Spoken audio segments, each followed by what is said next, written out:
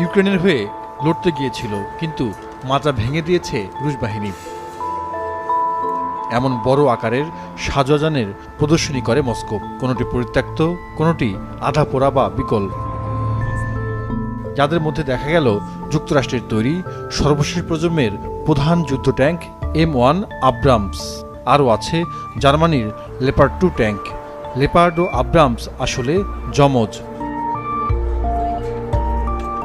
ভারী অস্ত্রসজ্জিত সামরিক যান হিসেবে দুটি সময়ের সেরা। সোভিয়েত আমলের বা রাশিয়ার কাছে থাকা যে কোনো ট্যাঙ্কের চেয়ে এগুলো বেশি সুরক্ষিত। কথা ছিল বেদখল অঞ্চল পুনরুদ্ধার ও যুদ্ধের মোড় ঘুরিয়ে দেবে পশ্চিমা এসব উন্নত প্রযুক্তির ট্যাঙ্ক। সে পরিকল্পনাতেই অস্ত্রের ভাণ্ডার খুলে দেয় মিত্রদেশ যুক্তরাষ্ট্র, যুক্তরাজ্য, জার্মানি, ফ্রান্সের মতো দেশগুলো। রাশিয়া এই প্রদর্শনীর মাধ্যমে নিজেদের সামরিক শক্তির জানান দিতে চাইছে। ইউক্রেন যুদ্ধে বিজয় হবে তাদেরই, এমন বক্তব্যের প্রতি জনগণের আস্থা বাড়াতেই এমন উদ্যোগ। দাবি করা হচ্ছে পশ্চিমা অস্ত্রে যুদ্ধের ফলাফলে কোনো অবদান রাখছে না।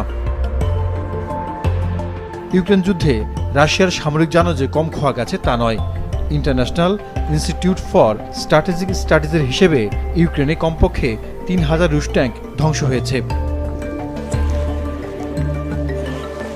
ইউক্রেনের দক্ষিণাঞ্চল সমতল, যা ট্যাঙ্ক পরিচালনার জন্য উপযুক্ত, যদিও রাশিয়া সেখানে সারি সারি পরীক্ষা খনন করে রেখেছে, সুরক্ষিত বাংকার তৈরি করেছে, যাতে ইউক্রেনের পাল্টা অভিযান ঠেকিয়ে দেওয়া যায়।